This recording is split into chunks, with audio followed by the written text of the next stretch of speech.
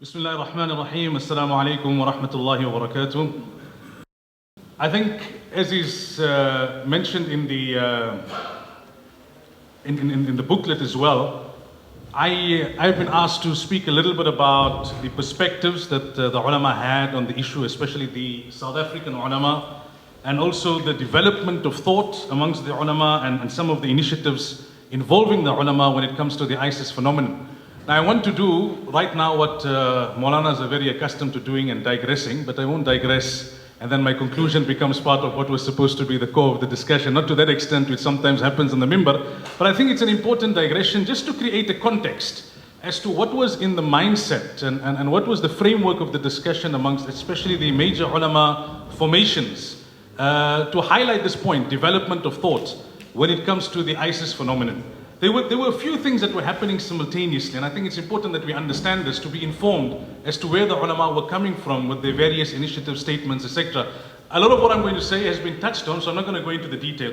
On the one hand, you had ISIS, the political enigma. The ulama themselves were grappling to understand who's this group, what they're all about, what's their background, where they're coming from, what are they trying to achieve. And then a lot of what was being reported with regards to ISIS needed to be authenticated, which in the initial stages especially was not all that easy. So you had a lot of demystifying that needed to take place. So that was on the political side. Then on the academic side, as the previous speakers had mentioned, that ISIS was using the language of the ulama, they were utilizing fiqh concepts, they were utilizing religious texts, which had not happened for a very long time.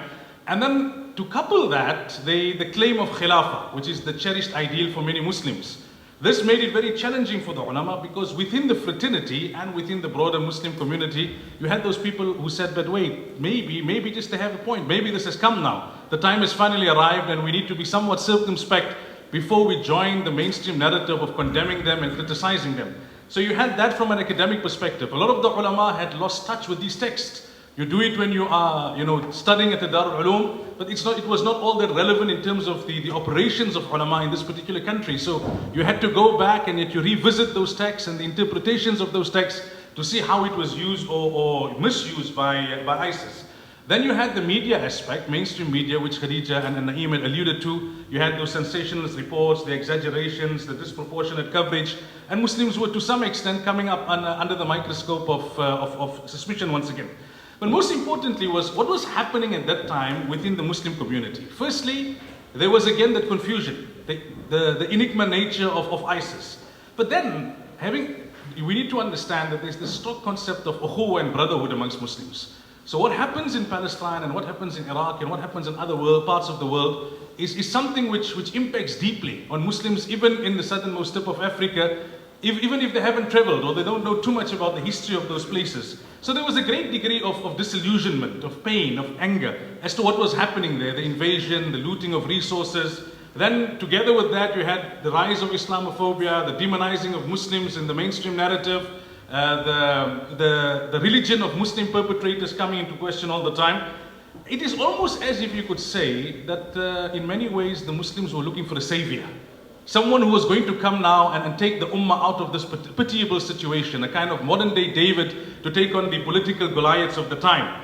And when this ISIS phenomenon started, and those ulama who were in the forefront, out of the blocks initially in criticizing, they were accused, as some of the previous speakers have mentioned, of being too passive, of glossing over this aspect of jihad, of becoming too accustomed to making public statements that are expedient, rather than being 100% in alignment with the religious texts. Many of the ulama were told, if you're criticizing ISIS, then you are endorsing the status quo, which is not necessarily the case. Many were accused of not being able to provide a viable alternative. So if you looked at some of the discussion taking place after Salah in the masjid parking lot, you would hear people say, yeah, we know a lot of what they're doing is wrong, but it's about time we fight fire with fire. And if you want to criticize them, then where's your alternative? Who's here to take the ummah? Is it the Arab leaders? Is it the ulama formations? Who's leading the ummah out of this pitiable situation? So the ulama were accused of condemning ISIS but not being able to provide alternatives.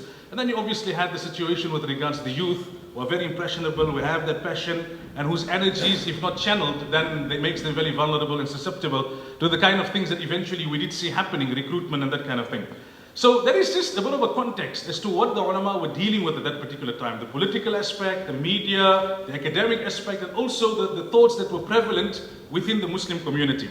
Now, having said that, I think just a bit of background in terms of the organization of ulama in South Africa. If you look at the ulama formations if you look at ulama in the Western Cape, for example, right? Most of them are of Malay origin. They follow the Shafi school of thought when it comes to fiqh. They've studied in Middle Eastern countries or in institutes locally that are modeled on institutes from Egypt and Medina, etc. If you look at Transvaal or the former Transvaal and then the former Natal region, you have mostly Indian ulama from either Barelwi or Deobandi tradition who studied overseas or who studied at local seminaries modeled on those particular institutes. And then it brings us to IPSA, and that table is, I'll explain in a moment. Now, at the time of democracy in South Africa, there was the formation of this umbrella body known as the United Ulama Council of South Africa. I won't talk about the court case over the name, but the purpose and the objective behind that was to talk about Muslims' national interests with one voice and to take decisions with regards to national issues like the Hilal and the sighting of the moon, to talk to government with one voice, etc. I don't think you could say that IPSA talks for the ulama fraternity as a whole, because you've got the Darul Ulooms who are not formally and directly part of IPSA, and they speak to a big constituency because many of the local ulama graduates are from those Darul Ulooms. But loosely speaking, IPSA represents the majority of the ulama of South Africa because of that table.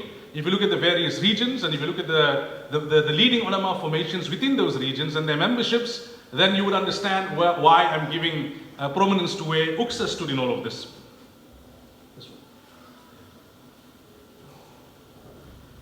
Now, I want to go on to a statement which IPSA released on the 13th of March 2015, which was co-signed by all of its affiliates. And perhaps this was the most detailed statement that emerged at the time when South Africans where there was reports emerging of South Africans moving over to Syria and wanting to join ISIS and wanting to be part of this Khilafat. And if you read there, they mention that ISIS is guilty of unambiguous and obvious violations of Islamic law, and it has perpetrated brazen brutality in the name of Islam. And they got a whole long list of felonies. I think a few are on this slide and a few are on the other slide.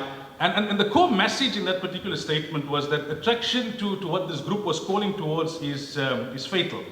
And what was key to the argument that ulama bodies and umbrella bodies and ulama from the members of the sector that needed to make and did make at that particular time was that ISIS was not only being rejected on the basis of its modus operandi, but also because of its ideological inclination towards takfirism.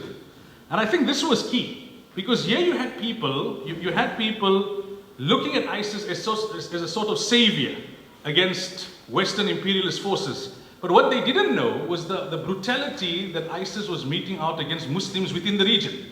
The amount of kufr fatwas that were being passed to legitimize the killing of Muslims, the slaughtering of the scholars that took place. And the big question as a result of this, which I think was highlighted in some of these statements, that who benefits from the existence and the actions of ISIS? Is it really the Ummah? Is it really the Muslims who are benefiting from this? Because if you look at that, so the parallel was drawn with the Khawarij sect, who historically had this tendency of passing fatwas of kufr against those that they did not agree with. And I think this was an important parallel. And you had to quote also from sources that took it from the horse's mouth, like Dawick, for example. Because many were skeptical, especially amongst the masses. They say, no, but whatever we are being told about ISIS is what the mainstream media is feeding us. So to what extent do we know, is this true or is this part of a broader agenda? But when you quote it from sources like Dawick, you're able to say, this comes from the horse's mouth. This is what they themselves are saying in terms of the actions that they feel that they have no issue with, slaughtering and burning and all of the other horrible acts. So we saw a kind of, if you look at that statement, an outright denunciation of ISIS, its methodology, its ideology, and also this key point that what ISIS was doing was contrary to the interests of the Muslim community, not only in South Africa, but throughout the world, because it was creating further disunity within the ranks of the Muslims with all of these fatwa of kufr, then the killing of Muslims, and then the diversion of attention away from the legitimate struggles of both Muslims and non-Muslims on the planet, because ISIS had now become the obsession of the mainstream media internationally. It was all about ISIS. So was ISIS really serving a particular interest of the Ummah, or were their actions being counterproductive? And I think that was a key point. So that was just one example of a statement that was released by UQSA. I'll take another example of a statement that was, or just excerpts from a statement that was released by the Jamiatul Ulama South Africa, which is one of the founding members of UQSA. And I mentioned this because I'm a bit more au fait with what is happening, being from that province and being involved with this particular ulama formation. They raised the issue in their statements about the heavy-handedness with which ISIS was dealing with Muslims. So you're claiming to be liberating from the Ummah, from the clutches of the enemies of the Ummah, but you're dealing with the Ummah itself in such a heavy-handed way. And I think the Jamiat statement hit directly at this issue of the Khilafat. This cherished ideal for many people. We have to remind people that what is the Khilafat all about? Is the Khilafat about burning people and slaughtering journalists and killing innocent people? Or is the Khilafat about an ideal that is underpinned by peace, by stability, by harmony, by coexistence with people of other faiths, with people of minorities?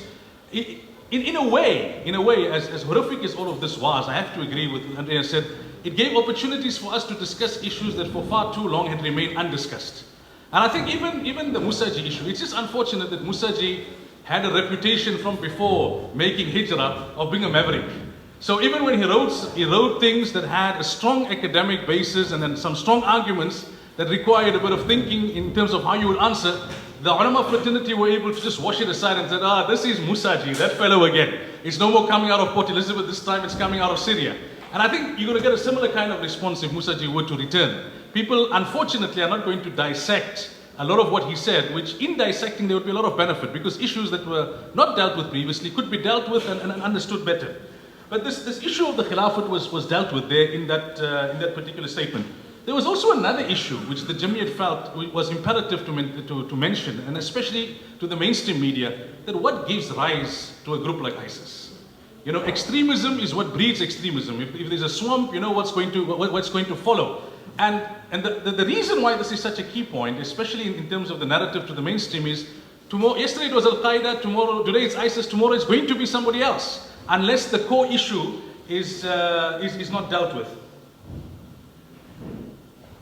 Then there was the aspect of what was coming from the mimbars. I think a key point that was coming from the mimbars and also flowing from the statements was that this Khilafat that they portray is not really as rosy as you may think. And I think Musaji, amongst others, learned the hard way. That's why many of those from Roshni also, they came back very quickly. When they went back, they were so passionate about it. It was like, our iman and our definition of being Muslim is dependent on our going there. And there was a quick retreat and a hasty retreat, and we're seeing something similar with Musaji as well. So that's one thing that needed to be pointed out, that Khilafah is not as rosy as projected. And also then in the Syrian context, rather than tackling Bashar al-Assad, they're tackling the rebel forces. So how does that gel? And it also, this also gave the ulama an opportunity to finally get serious about the discussion of fiqh al-waqi'. That you do not live in a Madani era where you can practice certain principles and concepts when you live as a Muslim minority within a non-Muslim country. You cannot ignore the realities of the contemporary times, and there's fiqh to guide you in that regard. You do not compromise your own situation as Muslims in the country and the freedoms that you enjoy because of some cherished ideal that some group somewhere pretends to be projecting or pretends to be upholding. So you cannot compromise what has been achieved for the interests of the Muslim community. Now there was an interesting conference that took place at the headquarters of the Jamiatul Ulama South Africa, and about 650 ulama participated. So this could tell you it was at the height of this ISIS issue as to the degree of interest. And the reason for this was, again to copy that phrase, that ISIS speaks the language of the ulama. They were using texts. Many ulama were not familiar with these texts because it doesn't have much to do with your day-to-day operations. So the experts were called in, people like Mufti Rada al-Haq, who is seen in amongst the seminaries as the chief mufti in South Africa, Mufti Saeed Mutara, Mufti Taha Qaran, and the issue of Khilafah, Jihad, prisoners of war, Hijrah, Muslim minorities, all of these issues were unpacked. And the fact that so many ulama came showed that there was an interest. It showed that finally they were starting to take this issue seriously, and some of what Musaji and others had said had now started to create questions, that how do we respond to this? And what these experts were able to do then is that they were able to show that ISIS fell short and ISIS had transgressed in all of these aspects. But the key thing of this particular conference was that the mainstream ulama formations are very easily accused of being too politically expedient. that, you know what, you need to talk to government, so you can't say certain things, even though the text would demand that you say certain things. But here you had the seniors from the Darul Ulums coming and denouncing ISIS with all the academic arguments and proofs. So for the ulama fraternity, that held a lot of weight. And I think, I mean, there was an understanding by then that the ulama did not, they were grappling. There was a gap between what the ulama understood and what was the reality on the ground in terms of ISIS. And I think there's a quote of Maulana Ihsan Hendricks that also features somewhere where he said that, where he mentioned that, at the time when that young girl from Cape Town was boarding that plane, that the country's imams knew too little about the actual power, the actual operations of ISIS, and that the MJC was trying to create a toolkit for the imams to empower themselves. If you look at the various affiliates of UPSA, I don't think there was much variance in terms of the respective statements that came out and what they had to say. Maybe quickly, I don't have too much of time, I want to talk a little bit, just before I go on to that slide, about some of the other voices. So let's talk about our good old friend, the Majlis. The man that nobody has seen but everybody has heard, and some have felt the effects of his pen. Interestingly, he condemned ISIS from the word go. His reasoning was perhaps, or his focus in terms of his reasoning was somewhat different. I mean, he called them Salafis, Wahhabis, devilish, amongst the milder terms. But he was focused on this whole aspect of the creation of the West. They are the creation of the West and they are serving the agenda of the West.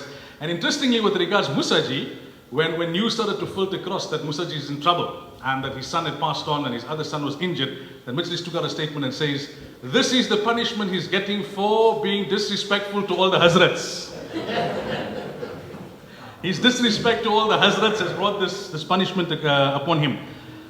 There was this, you had this now developing in the mainstream media where you had these academics, think tanks, foreign governments making regular claims from before about possible terror operations in South Africa. You had it in the lead up to the World Cup. Then you had it, they said it's going to be shopping malls. Then they said there are sleeper cells and attacks are going to be launched from South Africa. And I think that there was a realization that we needed to move beyond the mimbars, beyond just the traditional platforms of the ulama. And that's where the inter-organizational forums took place. And AMAC coordinated many of those discussions where there were ulama and professionals and people from various backgrounds who got together and spoke about how to build capacity, how to conscientize people, how to try and stem that recruitment that was taking place and people moving across and joining ISIS. There were a number of meetings that took place here in Cape Town at IPSA's office. There was one that took place in Durban, and there were many that took place in Johannesburg as well. And I think what emerged was this realization that it's beyond just the mimbar. They were very sophisticated in the social media strategy. And this is where they were very effective in the recruitment of especially the youth who spend a lot of their time there. And that led to discussions about a website, about social media strategies. There were simulcasts that were coordinated by UPSA on all the radio stations, all of which had an effect. I suppose at some point we can debate to what extent it had an effect, but it did. Just moving, towards a few concluding thoughts. I think that what was mentioned in the media was grossly exaggerated. There were a few Muslims that were recruited and went across, but as few as they were, it was concerning to the Muslim Ummah, and it was something that needed to be dealt with. I don't think that you would have found that, or you find that many people who subscribe to ISIS ideology through and through. It's more that they see them as that savior of sorts. They see them as some sort of an outlet for their frustrations and for their anger.